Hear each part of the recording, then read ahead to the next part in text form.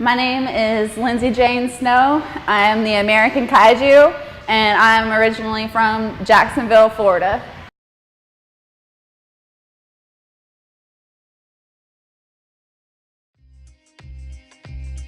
Well, I grew up watching wrestling. I grew up watching Pride. And I've always been a fan. And then past couple years ago, I started competing in Jui-Jitsu tournaments, and I caught the eye of a very popular person named Jay Lethal, and he took me under his wing and started teaching me how to be a pro wrestler. We came to meet. I was actually learning how to wrestle at another school, and a couple of people that were at a show brought me to Jay and introduced me to Jay, and the fact that I was already an athlete and already competed in tournaments, that was the thing that caught his eye. Yeah, in 2015 I started training, and then in 2016 I started having matches. After having about a year on the independent circuit, I've been making a few waves. I did get a tryout last year for WWE in February, and since then I've been working more promotions, trying to get more matches under my belt, trying to get more experience, so that whenever the Fed does come calling, I got a little bit of something under my belt to show them. Oh man, that was probably going through a WWE tryout was probably one of the hardest things I've ever had to do in my entire life. It was definitely the most fulfilling feeling that I've ever had, being able to complete 3 days of arduous training, constant cardio from 8 o'clock in the morning till 5 o'clock in the afternoon. You don't leave that place. You're in the performance center. There were people napping, during our lunch break there were people napping and trying to just make it through the day. But it was definitely one of the toughest things I've ever put myself through, and it was definitely very rewarding. I'd do it again if I had a chance. Yeah, that process is definitely to weed people out. I remember Matt Bloom telling me that he told me, he got up in my face and he said, "I'm gonna make you quit today." And I was like, "I'd like to see you try." I got right back into his face, and he just laughed at me, but I think the last tryout before mine, he had 3 people quit. So if that shows you something, that means not everybody can make it through that. They're just gonna make you do all the cardio they can until your body can't do anymore, and I'm just not a quitter. I couldn't quit, I couldn't stop. I just wanted to show them that I was there and I was gonna give it everything that I had. I don't necessarily consider my body to be my particular canvas, because I'm not the one doing the tattoos. It's all my friends and people that I respect. I get tattooed by people that I've learned things from, and people that I respect in the industry. I like to get tattoos by my friends. I like to get tattoos from people that I like. So it's not necessarily my canvas, but all of theirs. It's more of a journey of my life, and a journey of events that have happened in my life, more so than a work of art. It's more like a diary. I love submissions. I like the moniker submission sorcerer, just because I know so many different submissions, and I can get into them from all sorts of different angles. So I like to be danger from all angles, and I definitely throw punches, throw strikes.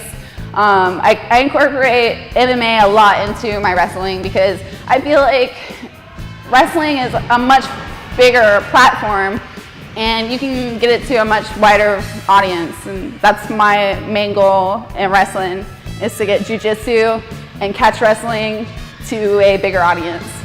With Rhonda being in WWE now, and with Shayna being there too, and obviously with them being in the spotlight, Jessamine Duke and Marina Shafir also have a bit of that spotlight. Marina's married, or she's about to be married to Roderick Strong. So anyways, I've trained with Marina, I've trained with Jessamine, I've trained with Shayna before, all catch wrestling at CSW or at the UFC gym in California. They're all lovely ladies. If I could say anything about them, is that I just admire their work ethic and how they don't have quit in them. One thing that Eric Paulson always told me whenever I went out to CSW to train with him was that it's all about heart, and if you've got the heart, then that's all that matters. And I didn't really like understand that he, like, the heart part at first, but then, you know, I started talking to him a little bit more, and I was like, you know, like, it does take a lot of heart to go in there day in, day out, get your ass handed to you by all of your training partners, and to still show up the next day and ask for more. Like, that takes a lot of heart, and I admire anybody with that kind of work ethic. And those ladies definitely exuberate that work ethic, and they all have a lot of heart. With them being in WWE, it doesn't necessarily deter me or make me feel any certain type of way, because they're very talented athletes, and I hope that they do well, because I want a chance to be in there with them, standing across from them to showcase my skill. And I feel like they're super talented, and if anybody could make something look good, it's them. Shayna definitely has been working a lot with Josh, and the other thing about Josh Barnett teaching Shayna, he's also coached me as well, and he told me to work it like a shoot. And you know, that's also been something that's also stuck with me, and that's all I can think about whenever I walk to the ring, is make it look as good as possible. Make that shit look like it hurt. You know, that's always been a part of wrestling that has kind of been the most intriguing part to me, because I love acting, and like since I was a little kid, my mom always thought that I was gonna be her little actress. Like, that's how she would describe me. I was her like very active child because I had ADD. Like, I just running around constantly. But I was always into dance, and I liked performing and stuff. So she always would tell me, or tell people, that I was gonna be her little actress. And you know, I'm slowly, 30 years later, you know, slowly growing into those boots that my mom laced up for me, you know, 30 years ago. Yeah, eventually, I do want to go more into the acting portion. I would really love to do stunt work. I think that that would be something really cool that I could get into. I really do love acting, and I really like being able to come to different shows and portray different characters. Like, I'm still me, I'm still Lindsay Snow, I'm still the American Kaiju, but at some places I'm a good guy, at some places I'm a bad guy. So it just kind of, depending on the territory, is the persona I have to portray. And you know, it gets me into more of like the acting part. You know, I don't really prefer either one. I love being able to work as both and show my versatility as a babyface and as a heel. But I feel like I look more like a heel, so that makes it easier for the crowd. But whenever I am a babyface, I do pull off like flashier moves and stuff like that. If you want to follow me on Twitter or on Instagram, you can find me at Kaiju Power, Kaiju Power. Thank you for all of your support and for continuing to watch, and just any kind of interaction with me that y'all do. I love, honestly, like all of the fans. Thank you so much for supporting me, buying my shirts, and coming to shows, taking pictures with me. You guys are awesome. This is why I do it. So thank you all. I appreciate it.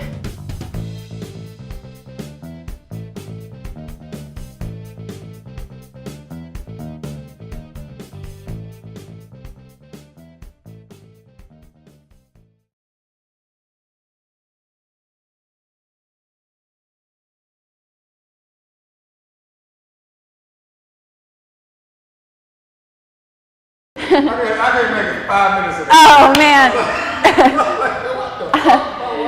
Pretty much.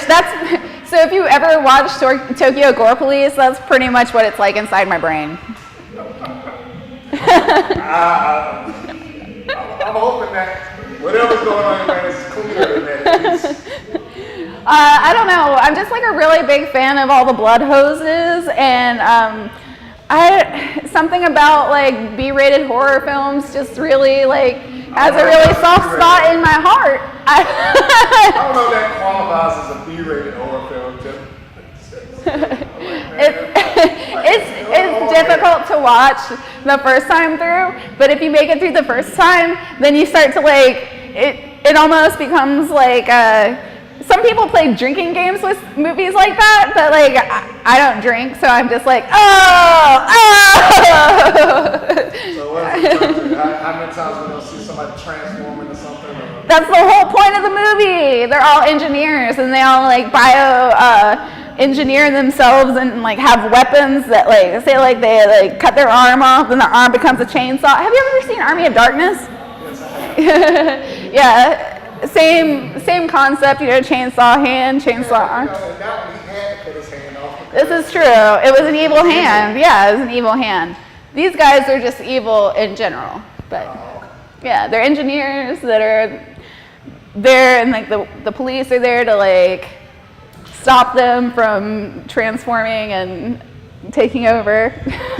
So this is another bonus statement here. You endorse Tokyo Gore Police for the viewing audience. I feel like Tokyo Gore Police should maybe like send me like, I don't know, maybe a free movie or like a cool outfit. Cassie and Tokyo Gore Police too. I mean, I could be the lead role. Like Cynthia Rock, right?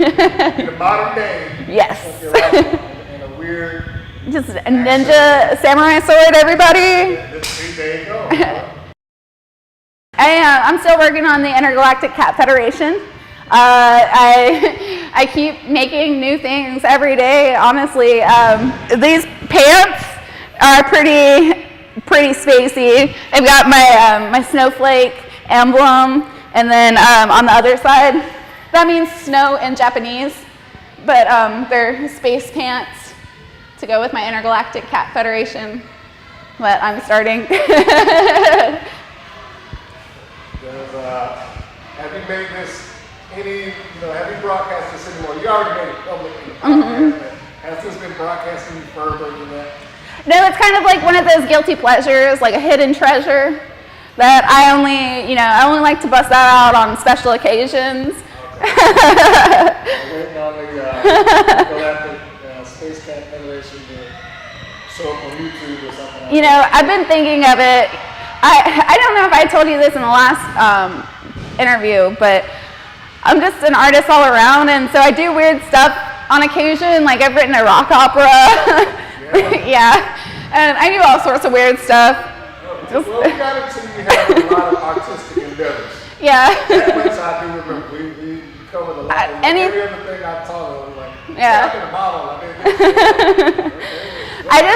I don't know what it is about creating. I just feel the need to like constantly create, and I guess I just got caught up really on leaving behind a legacy and being remembered after I'm gone.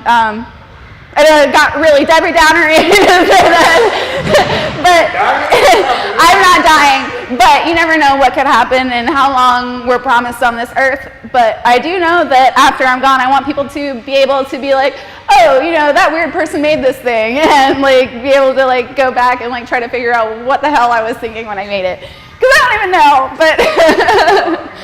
I think it's safe to say that if you just up and decided right now that, okay, I want to just live a normal life, you've accomplished a lot. I think you should be fairly comfortable in that you I'm not saying stop. Yeah, I don't think I could stop even if I was comfortable with the amount of work that I've put into my life. I don't think that I could stop. I think that if I did stop, I'd go crazy, or crazier than I already am. You're good person. I like your person. Thank you. I just really like creating stuff, and I like being able to put a piece of me out into the world.